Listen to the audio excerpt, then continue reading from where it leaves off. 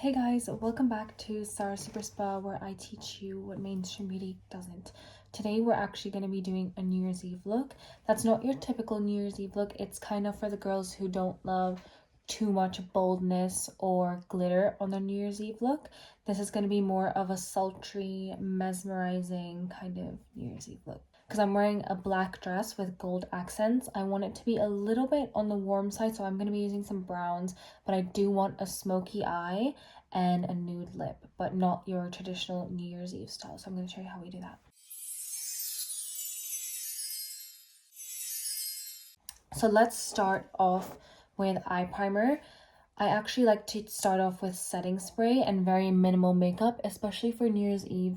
You want your makeup to last, of course, so double cleanse your face, exfoliate if you need to, and then start off with a really lightweight moisturizer or even just a serum if you're really oily, and then put on your setting spray. That's going to block all the oils from coming out throughout the night and mixing in with your makeup to break it down.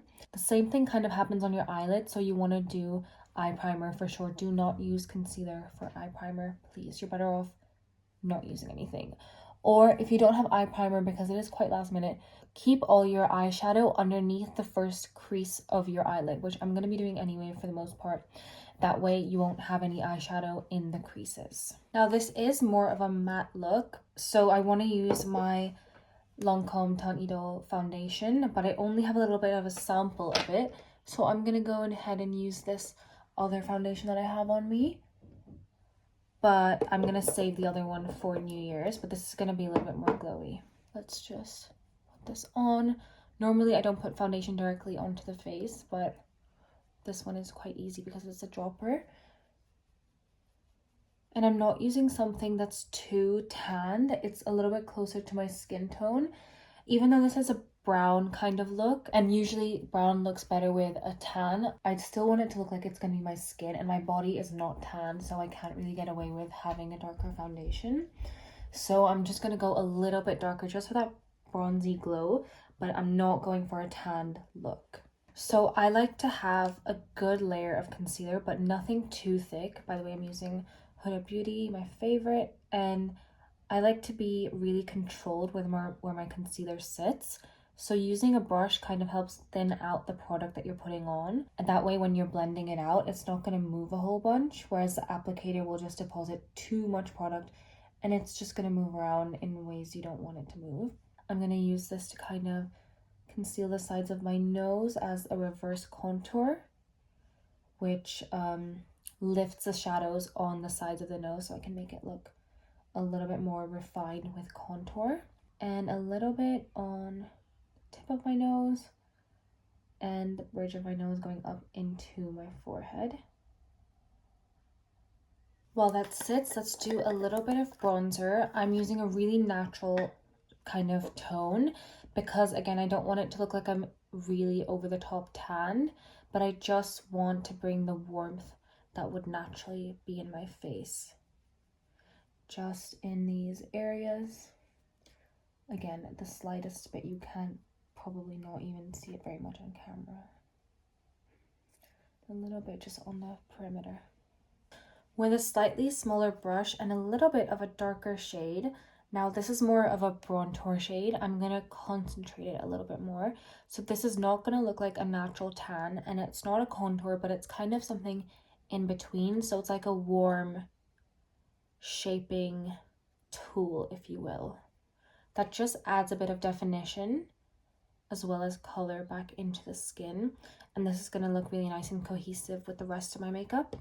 And then I'm using my previous brush to blend that out nicely. Then I'm going to go with the even darker shade and do it again. So this is kind of creating a really nice gradient for us. And again, it's not acting as contour, it's not acting as bronzer, but kind of something in between. And you can just keep going until you reach your desired depth. I'm gonna add a little bit to my forehead here, but I'm avoiding going into the temples. I'm just kind of creating this round halo around my forehead. I want my forehead to look tall, and I don't want my temples to look sunken in, which is why I'm placing it in this shape. Now I'm gonna take my concealer brush and working from the outer edge of the concealer, which is further away from the eye, I'm gonna blend it into my bronzer. This look doesn't need blush. You can add some blush. I would suggest like an apricot color, nothing too pinky. And I'm gonna blend my concealer into that bronzer. You can blend it into your blush if you like. But the reason for this is that it creates that lovely gradient and then it keeps the concealer concentrated in the areas where you want it to be concentrated rather than making it go all over the place. So you're working towards the eye. For a little bit of extra seamlessness, I like to take my foundation brush, and that's going to be, my foundation is going to be color kind of in between concealer and bronzer. So that's going to blend them together really nice to create this lovely gradient. Now I would actually like a little bit more of a brightness under my eye. So I'm going to take this bright highlighting shade and just place it starting in this area and work my way around so I don't concentrate too much product under my eye because that can look very heavy and crease. One thing I like to do with my under eye just before I set it is use a little bit of a Q-tip and run through the crease of my under eye, which picks up all the product from there. I don't have a Q-tip on me, unfortunately, but I would very much recommend doing that for New Year's Eve, especially smile lines and under eyes, and then kind of just blend it out with your finger once you removed the product from the creases. Now that we've set down our creams, it's time to go in with powder. I'm going to use a powder puff. I feel like that's the best way to evenly distribute powder. And you don't want to go in with baking just yet if you want to bake, that is. You want to just tap off all the excess powder. I like to really just work it in. And you want to set your under eye first. So I'm angling this so that it's just next to my nose and working my way out just like that on both sides. And this is going to make sure you have an even, smooth surface to bake on. Then you can re-dip. Even out the powder on the back of your hands and lightly bake if you want to do so. I'm just doing it for a little bit extra brightness and also to kind of catch the fallout from my eyeshadow, but I don't want this line when I remove the bake. So I'm going to use the other side of my puff and diffuse the powder so that it has a little bit more of a gradient. I'm now going to take whatever's left and kind of actually wipe off what's left and lightly do my forehead. I don't love setting my face with powder all the time, but I do want more of a matte look this time. I'm going to add some onto my eyes and just so I have a kind of smooth powdery surface to work on. And then I'm going to use this little Charlotte Tilbury bronzer. I would call this a bronzer even though I'm pretty sure they call it a contour. And I'm gonna find a brush that will look nice. I don't really have the ideal brush, to be honest, but a small, like a really small version of this would be a lot better. That's not dense, but this is kind of all I'm working with.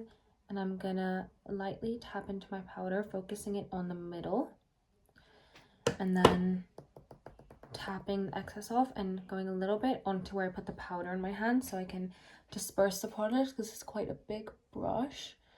And lightly tap. Because this is dome shaped, it's going to diffuse the product nicely for me.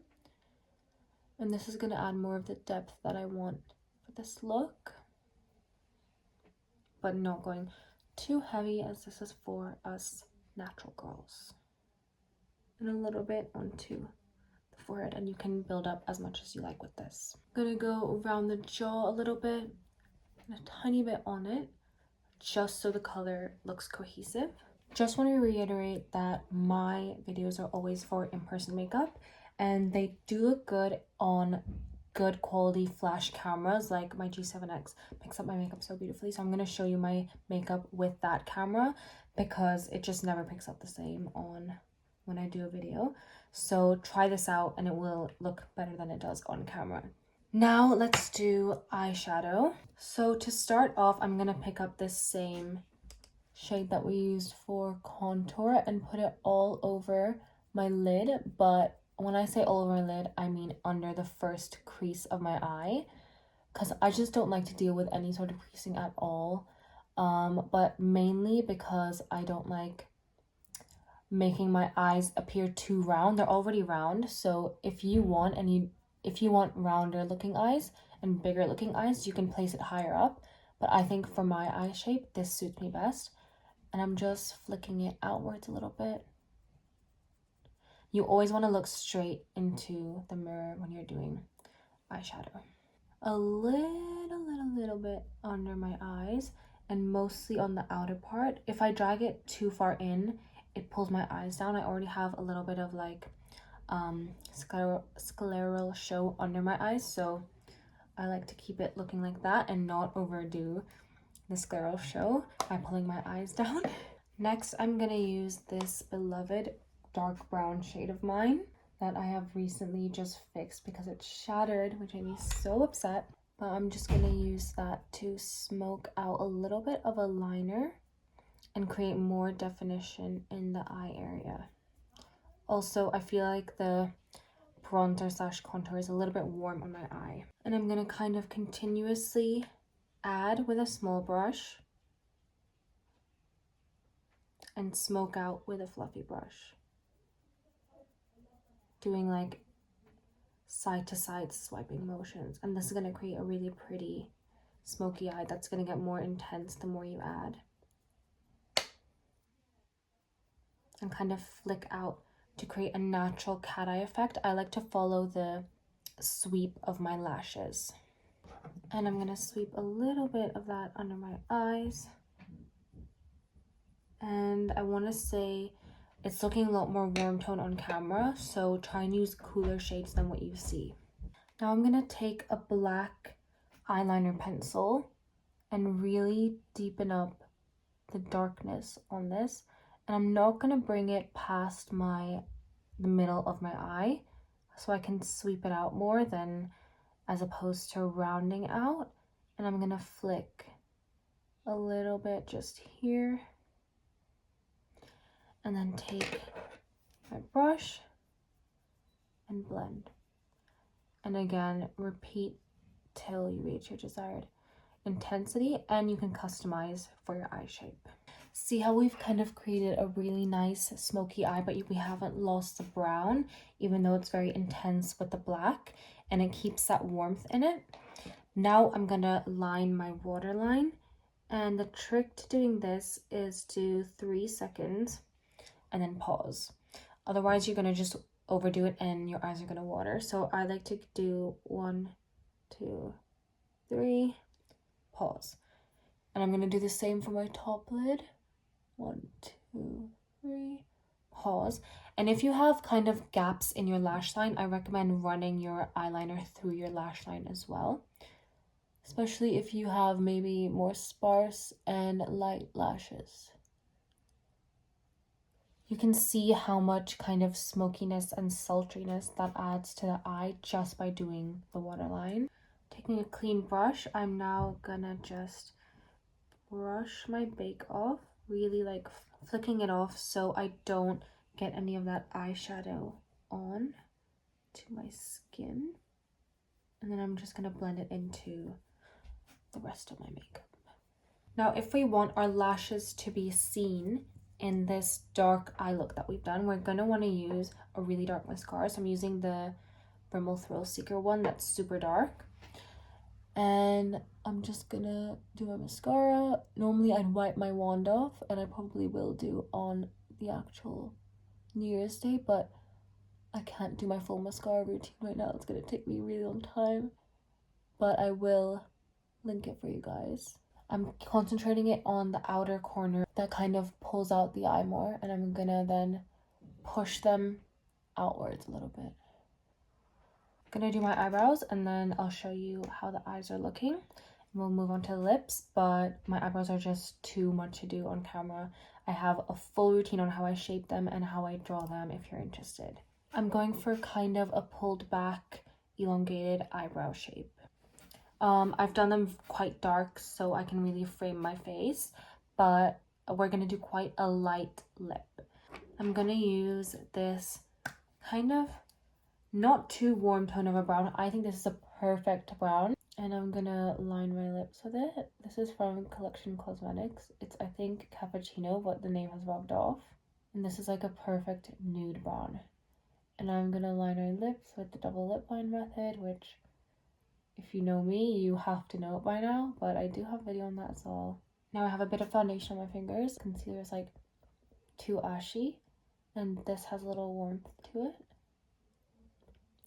And building up until I have a nice nude lip.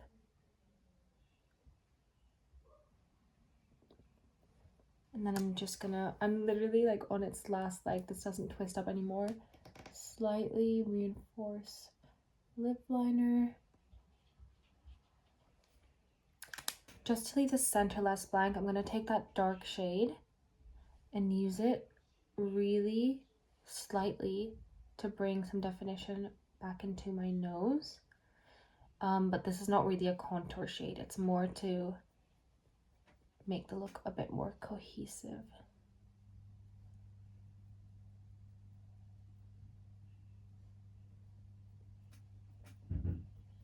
A little bit of concealer to clean that up, and then go over with a foundation brush.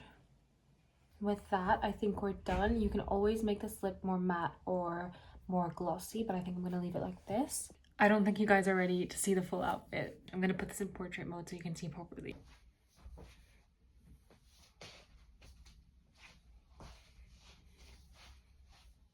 I'm actually gonna have my hair down on the real day, which is tomorrow, but I thought you guys could see it back really nice with my hair up.